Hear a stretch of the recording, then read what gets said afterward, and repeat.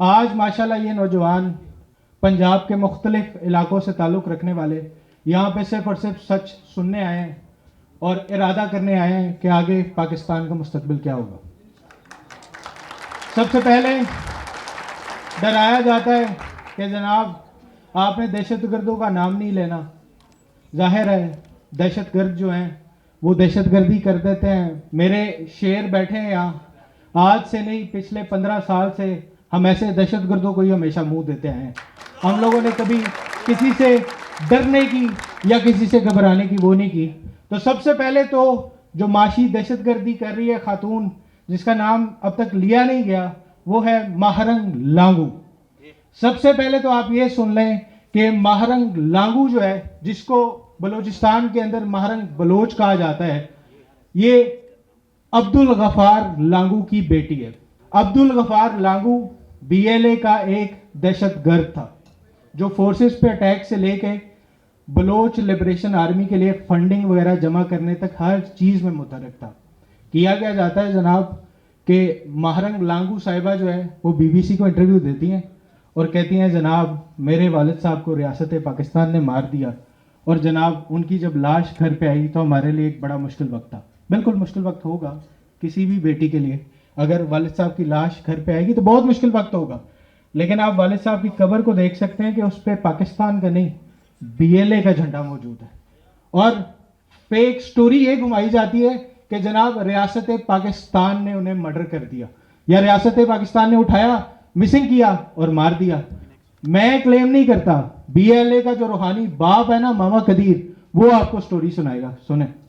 नवाब साहब ने मजीद गुफ्तगू जारी रखते हुए कहा कि हमीद शाहीन के साथ भी यही हुआ और गफर लांगो के साथ भी यही ड्रामा कराची में हुआ। उसके करीबी अजीज बीएलए में था तो गफ्फार का हालात सुनकर उसने बीएलए को खैरबाद किया और उन्होंने कहा कि कल को मेरे साथ भी ऐसा न हो। वो किसी और मुसल्लह तंजीम में चला गया। ये सब कुछ हैरबिया की कारस्तानियात थी। ये सारी वीडियो मैं आपको प्रोवाइड भी करूंगा। इसमें ये मामा कदीर कह रहा है कि जनाब जो हाल अब्दुल गफार लांगू का बीएलए ने किया था, उस हाल को देख के बीएलए को मजीद लोग जो है वो छोड़ के दूसरी मुसल्लह तंजीमों के अंदर चले गए। तो इससे ये साबित ये करता है, क्लेम मामा कदीर ये करता है कि अब्दुल गफार लांगू महारंग लांगू के वालिद साहब को रियासत पाकिस्तान ने नहीं बीएलए ने हिट किया था। सबसे बड़ा ड्रामा ये किया जाता है। ठहरो मैं बताता हूँ। सबसे बड़ा ड्रामा ये किया जाता है। उसके बाद जनाब खातून आती हैं, बीबीसी पे इंटरव्यू दे रही हैं, बोल रहे हैं जनाब रियासत पाकिस्तान ने मेरे वालिद साहब को मार दिया। उसके बाद बड़े मुश्किल हालात थे। मेरी वालदा ने जनाब फर्स्ट ईयर की फ़ीस देने के लिए अपने कपड़े बेच दिए और सेकंड ईयर की फ़ीस देने के लिए जनाब ज्वेलरी बेच दी। अब मैं आपको समझाता हूँ, आप लोगों ने मेरी बात को ना बड़ी गौर से समझना है, क्योंकि ये बलोचिस्तान के हवाले से बड़ा ज़रूरी है। बलोचिस्तान हमारे दिल के करीब है, बलोच हमारे दिल के करीब है, वो बॉय चॉइस पाकिस्तानी, और अल्हम्दुलिल्लाह हम सारे बलोचों से बहुत मोहब्बत करते हैं। ठीक है, आपने इस चीज़ को समझना है। जब रियासत पाकिस्तान ने इस चीज़ का अंदाज़ा किया कि जनाब बहुत ज़्यादा बच्चे जो है ना वो दहशतगर्दी का शिकार हो रहे हैं, और ख़ास तौर पे वो बच्चे जिनके वालिदैन या तो दहशतगर्दी में इन्वॉल्व थे या दहशतगर्दी की वजह से इफेक्ट थे, रियासत ने सोचा कि इनके जख्मों पे मरहम रखा जाए। और जनाब डिफरेंट बच्चे, चाहे वो डॉक्टर बनना चाहता था उसको डॉक्टर के लिए हेल्प आउट किया, वो अकाउंटेंट बनना चाहता था उसे अकाउंटेंट के लिए हेल्प आउट किया, कोई इंजीनियर बनना चाहता था उसको इंजीनियर बनाने के लिए कोशिश की उन्होंने। उसी जब रियासत जो है वो जख्मों पे मरहम रख रही थी, उसी वक्त के अंदर महारंग लांगू का बुलान मेडिकल कॉलेज के अंदर एडमिशन कराया जाता है। अब मैं आपको दिखाता हूं, 2013 में मेरी बात पे नहीं आपने रहना, आपने 2000 बुलान मेडिकल कॉलेज की वेबसाइट खोलनी है। 2013 का मेरिट आपने खाली देख लेना है कि एमबीबीएस का क्या था। दिखाओ, बुलान मेडिकल कॉलेज का 2013 का एमबीबीएस का मेरिट 77 to 80% एग्रीगेटेड था। लेकिन महारंग लांगू का रिजल्ट कार्ड भी आप देख लें, ये महारंग लांगू का रिजल्ट कार्ड है। इसमें मोहतरमा का जो परसेंटेज है दैट इज 57.29%। हाशिम 57.29% पे एमबीबीएस में एडमिशन मिल रहा है बुलान मेडिकल कॉलेज के अंदर। फिर आप कहते हैं रियासत पाकिस्तान ने जलालत कर दी, जलील कर दी। अब दूसरी बात पे मैं आता हूं कि जनाब वालदा ने फर्स्ट ईयर पे कपड़े बेचे और सेकंड ईयर पे क्या बेचा? ज्वेलरी। वालदा ने सेकंड ईयर में ज्वेलरी बेची। जनाब ये रसीदें हैं, रियासत पाकिस्तान माहवार 10,000 रुपये, दूसरी वाली रियासत पाकिस्तान माहवार 10,000 रुपया वेलफेयर फंड के तौर पे महारंग लागू को पे कर रही थी, ठीक है। और देना कितना था? साल की फीस 5,000 रुपया देनी थी। तो फिर वालदा के कपड़े बेचने की और ज्वेलरी बेचने की मेरी बहन आखिर आपको क्या जरूरत हुई? फिर तो आपके कोई और ही खर्चे होंगे, अल्लाह जानता है। ये आपको बताने का मकसद ये है कि इस टाइम पे पाकिस्तान जिस मोड़ के ऊपर खड़ा हुआ है ना, ये जितनी इकोनॉमिकल पावर्स हैं, जैसे अटक साहब ने कहा और नासिर साहब ने बड़ी अच्छी बात की, उसके बाद तमाम हमारे जो स्पीकर्स थे उन्होंने बहुत अच्छी अच्छी बातें की। क्लियर है कि सी पैक जो है ना वो प्राइम फोकस है। सी पैक से सिर्फ हमारे हमदर्द हमसाया ममालिक को प्रॉब्लम नहीं है, बहुत से ऐसे मुल्क हैं जो ये चीज़ फील करते हैं कि अगर प्रॉपरली सी पैक डेवलप हो जाएगा तो शायद उनके लिए इन फ्यूचर जो है वो चीज़ें मुश्किल हो जाती हैं। और होता फिर इसी तरह ही है, एक प्रॉपर प्रोफाइलिंग की जाती है, इस तरह की खवातीन को या इस तरह की स्टोरीज को आगे लाया जाता है कि जनाब मेरे वालिद साहब को रियासत ने मार दिया, मेरे जनाब क्या कहते हैं, फिर मेरी वालदा ने कपड़े बेचे, मेरे जनाब वालदा ने सेकंड ईयर की फीस देने के लिए ज्वेलरी बेची, और जनाब सब कुछ कर आके जो है वो फिर मैं यहाँ तक पहुँचूँ। होता इस तरह है कि फिर इंटरनेशनल जो फॉरम्स होते हैं वो एक्टिव हो जाते हैं, इस तरह की स्टोरीज को पिक करते हैं और जनाब फिर नोबल प्राइज अवार्ड्स वगैरह में भी नॉमिनेट कर दिया जाता है और बाकी चीज़ों में भी किया जाता है। मैं ज़ाती तौर पे ये समझता हूँ कि जब आप अपनी side of story international forums में नहीं लेके जाएंगे, वो एक साइड की स्टोरी सुन रहे हैं, एक ही साइड के ड्रामा सुन रहे हैं। जनाब रियासत ने वालिद साहब को उठा लिया, वालदा के कपड़े बेचे, फर्स्ट ईयर की फीस दी, वालदा की जनाब ज्वेलरी बेची, सेकंड ईयर की फीस दी। तो ठीक है, इंटरनेशनल मीडिया भी है, इंटरनेशनल फोरम्स भी हैं, वो देखते हैं, वो बोलते हैं हाँ यार बच्ची के साथ जाती हुई है, फिर भी मेहनत की है, चलो आगे आइए। जब हम अदर साइड ऑफ स्टोरी नहीं बताएंगे तो क्या होगा? फिर यही सब कुछ होगा, इन्हीं लोगों को नोबेल प्राइजेस मिलेंगे। जाहिर है इतनी मुशक्कतें करके आगे जाएंगे तो फिर इन्हीं को सब कुछ मिलेगा। और मारंग लांगू का आपने मैं इसमें ये नहीं कहता कि यार जनाब किसी किस्म की कोई मैं कॉन्ट्रडिक्शन या एग्जैजुरेटेड बात कर रहा हूँ। आप रिसेंट इंसिडेंट को ले लें, मिसाल के तौर पे जाफर ट्रेन एक्सप्रेस का जब वाकया होता है तो सबसे पहले उन दहशतगर्दों की लाशें क्लेम करने के लिए आपको पता है कौन जाता है? सबसे पहले जनाब बीबी जाती है और बड़े मजे की प्रेस कॉन्फ्रेंस करती है। आप सुने जरा। केवल अस्पताल के बाहर खड़े हुए, तो अगर आपने किसी मुसल्लह अफराद को मारा है, जिसको भी मारा है, तो दुनिया में कानून है, दुनिया में आप देखें, चाहे आप किसी भी कोई भी क्लेम करे कि आपने दहशतगर्द मारे हैं या मुसल्लह अफराद को मारा, लाशों को तो फैमिली के पास देना चाहिए, लाशों से तो आपका कोई इंतकाम नहीं है। लेकिन ये एक ऐसी गैर फितरी और बदतहजीब रियासत। अच्छा, इसमें खातून ये कह रही हैं कि जनाब कौन से महज़ब माशरे के अंदर दुनिया में दहशतगर्दों की और मुसल्लह जद्दोजहद करने वाले लोगों की लाशें नहीं दी जाती। आप मुझे ये बताएं कि कौन से महज़ब माशरे में लोगों को ट्रेनों से उतार के मारा जाता है? कौन से महज़ब माशरे के अंदर बसों से शनाख्ती कार्ड देख के दूसरे सूबे के लोगों को मारा जाता है? कौन से महज़ब माशरे में ये सब कुछ होता है? जब आप मुसल्लह जद्दोजहद करने वालों को हौसला देंगे तो फिर ये रिएक्शन आएगा। और ऑब्वियसली हमारी ट्रेन को रोक के हमारे लोगों को कोई उतार के अगर टारगेट करेगा तो फिर जाहिर है वो हमारे लिए फिर महज़ब चीज़ नहीं रहती। इसके बाद मैं आपके सामने क्योंकि अब एक चीज़ को ही टारगेट नहीं करना चाहिए ना, मैं आपको ना थोड़ा सा ड्रामा भी इनका एक्सपोज कर देता हूँ। आप लोगों ने बड़ी गौर से और तसल्ली से मेरी चीज़ को सुनना है और समझना है। इसमें ख़ास तौर पे मैं इसको बड़े बड़े एहतियात के साथ पहले एक बात कर दूं कि बलूचिस्तान के अंदर बिल्कुल 100% मिसिंग पर्सनस का इशू मौजूद है और वो एक बहुत सेंसिटिव इशू है, ठीक है। लेकिन ये जो लोग हैं ना, ये जिन लोगों की बात करते हैं, जिन लोगों पे ड्रामा क्रिएट करने की कोशिश करते हैं, ये महज एक आम बंदे को और रियासत को प्रोवोक करने के लिए किया जाता है। मिसाल के तौर पे सबसे पहले आप आ जाएं करीम जान बलोच के ऊपर। जनाब आज से कुछ अर्सा पहले तक की BLA समझ लें आप इसको। ये ट्वीट करते हैं कि जनाब करीम जान बलोच साहब जो हैं ये हमारे मिसिंग पर्सन है, रियासत पाकिस्तान ने उठा लिया, लापता हैं, कोई पता नहीं चल रहा रियासत कहाँ उठा के ले गई है, और जनाब प्रॉपर मिसिंग पर्सन कैंप जो है इनके लिए सेटअप किया जाएगा। हर जगह तस्वीरें लेके प्रेस क्लब के आगे बाकी जगहों पे बैठे हुए।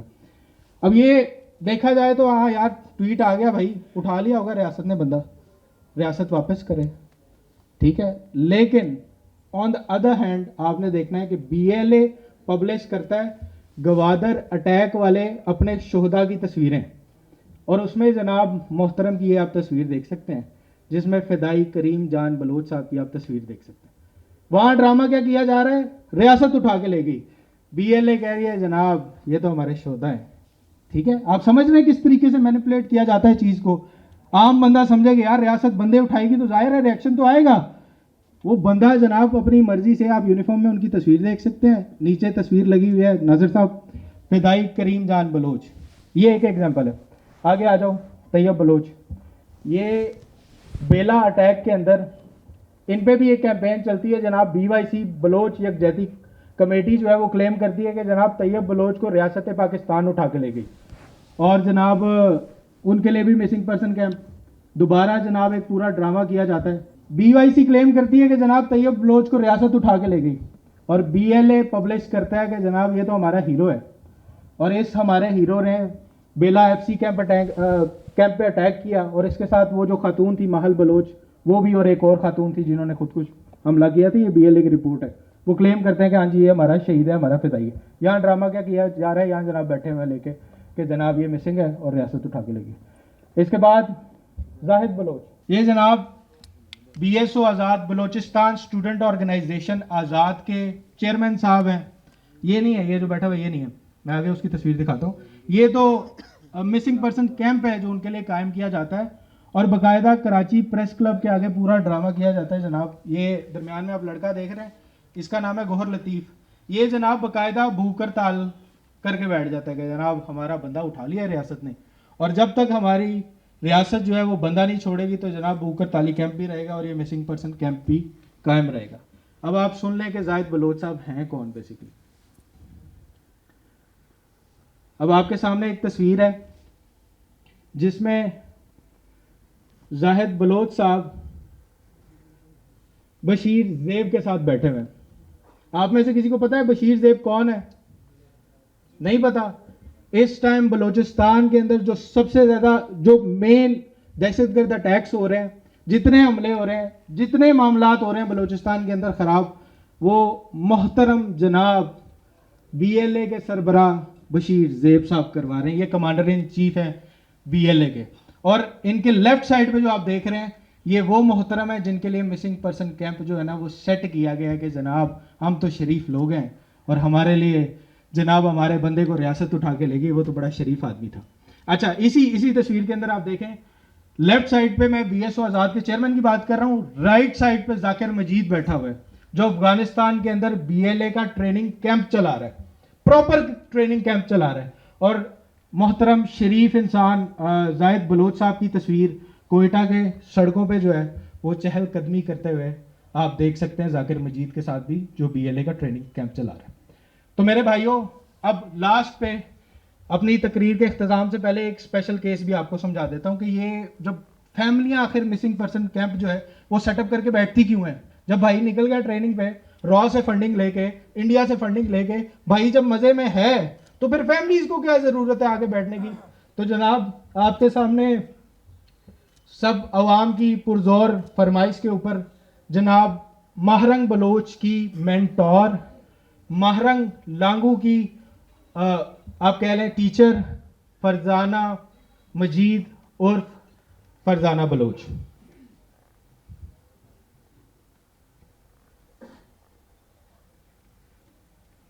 जिसके बारे में मैंने आपको बताया, जो बशीर ज़ेब के साथ सीधे हाथ में बैठा हुआ था जाकिर मजीद, ये मोहतरमा उसकी बहन है।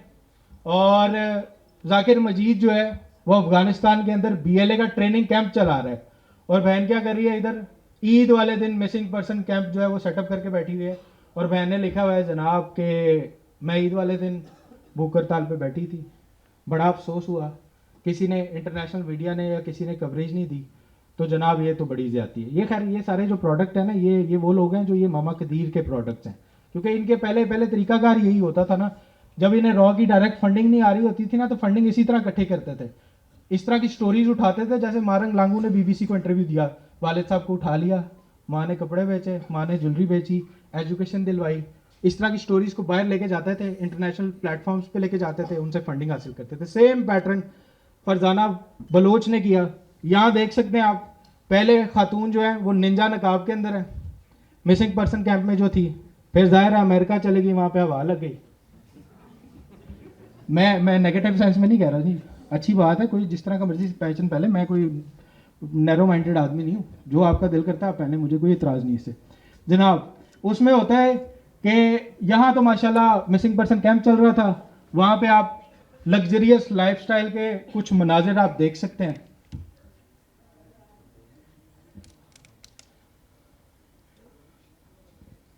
वहाँ पे माशाल्लाह एक अच्छी लग्जरियस लाइफस्टाइल गुजार रही हैं, वहाँ पे जाती हैं, अजाइलम अप्लाई करती हैं, अमेरिका में अजाइलम ले लेती हैं, और उसके बाद जनाब $10 मिलियन का विला मेंशन जो है वो अमेरिका में ख़रीदा जाता है।